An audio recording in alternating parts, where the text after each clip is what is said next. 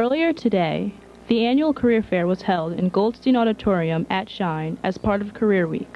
Representatives from over 81 professional corporations, mostly in the fields of business and technology, attended the event.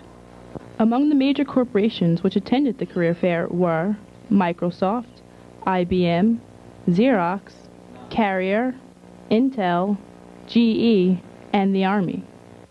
The employers wanted to inform students of the opportunities which they have available and to attract student attention to the opportunities which they provide. We have about 5,000 employees in our ITD division. We have about 1,100 openings in IT. We have 4 sites in the United States. We have a great opportunity for young individuals. Representatives from various corporations told us what qualities they were looking for in the students that will be their future employees. You got to be energetic. I mean, I guess it's kind of the same story everywhere. You know, you got to be energetic. You got to stand out from everybody else. You get 400 or 500 resumes, and something's got to distinguish you from everybody else. Overall, this year's Career Day was an extreme success. SU students were given the opportunity to speak with representatives of major corporations so that they can find out what exactly they're looking for. Hopefully, the information that the students learned today will help them land successful jobs in the future. This is Shamira Bowen, reporting from Shine Student Center. It took 4 hours on Thursday for NBC to fire Marv Albert after his plea bargain to assault charges. A 30-year broadcasting career ends after a week of headlines involving Albert and the allegations against him. We spoke to a professor in Newhouse about how she felt about Marv Albert's picture still being hung up. I'm glad that his picture is still up here. His picture was put up here because of the contributions that he made to sports journalism. Those contributions are still there. He did make a lot of contributions to sports journalism. It's unfortunate that his career had to end like it did, and we hope that no other Newhouse graduate has their career end this way. This is a lesson to all Newhouse graduates, but I'm glad his picture is still up. NBC did explain in a statement that it had stood by Albert after being assured by him in May that there was no basis to the charges. Albert said he fully understood that he had put his employers in a difficult situation. Albert was a longtime respected sports broadcaster, and a resurrection of his career appears unlikely at this point.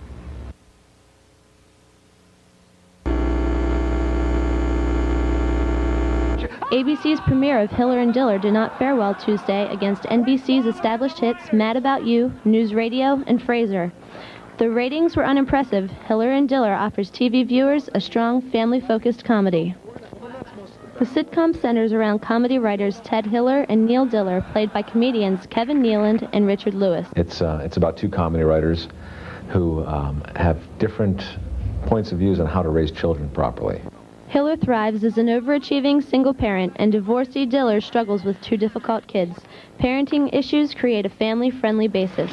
Very family-oriented. Families can watch it with their kids. It's not very provocative, but... Much of the family appeal comes from writing team Ron Howard and Brian Grazer, who together have produced big-screen family hits Parenthood and Apollo 13. Just relax. Writing and talent show great potential for Hiller and Diller, but ABC needs a stronger lead-in than Home Improvement to survive against NBC's hits. This is Jennifer Lawrence for Campus 7 News. Yes, I think.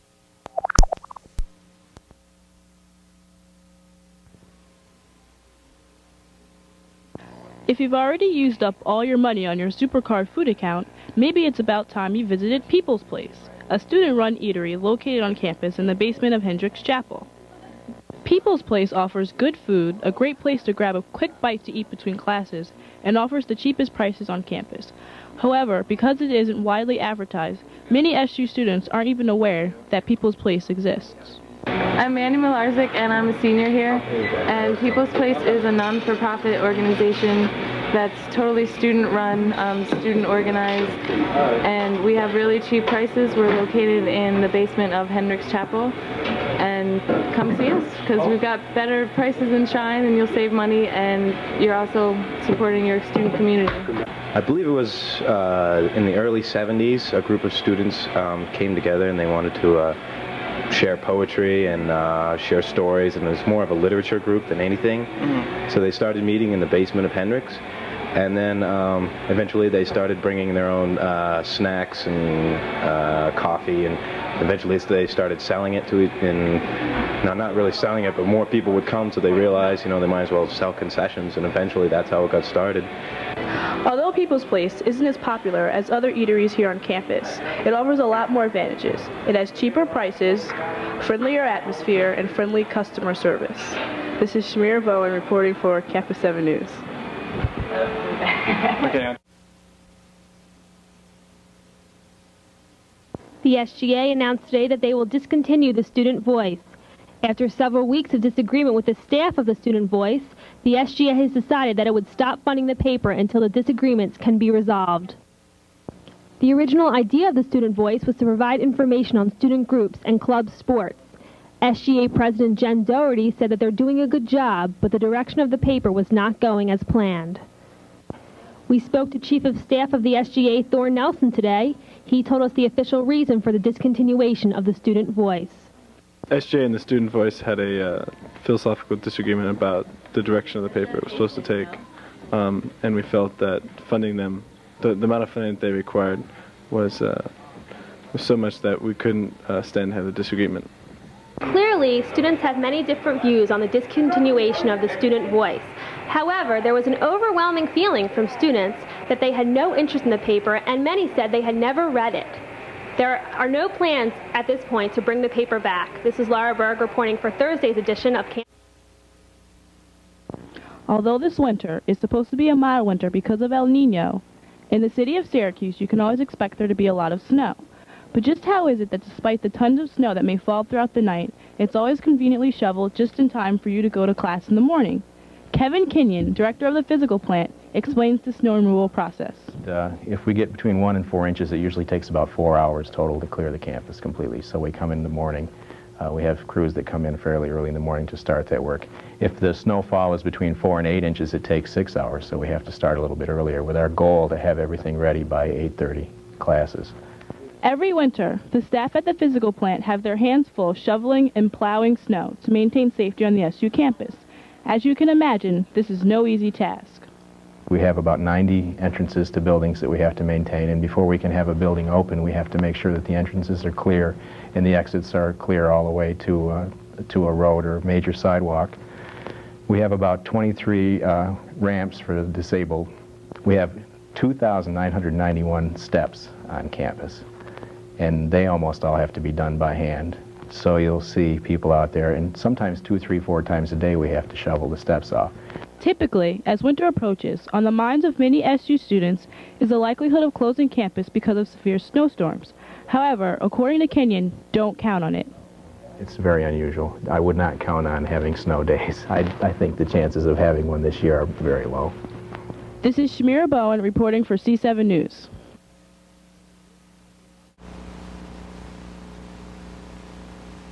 Syracuse University's Shaped Clay Society had its annual mug sale today. Bowls, teapots, casserole dishes, and plates were on sale in the Schaefer Art Building Rotunda. All of the work is donated by undergraduates, graduates, and some faculty. The profits that they make at the sale go directly to the Shaped Clay Society. All the money and the profits go to our Shaped Clay Society, which helps us bring in visiting artists to help us understand more and different techniques and help better our studio, bring in some better things and like bagels when we have visiting artists. At reasonable prices, people found this sale to be just in time for the holiday season. Oh yeah, lots of holiday shopping and birthdays, and most people say that they're getting all their Christmas shopping done, which is fine for us. If you're looking for a no-brainer holiday gift, you have one more day. The sale continues from 10 a.m. to 6 p.m. tomorrow. This is Steve Schnall reporting for C7 News Thursday.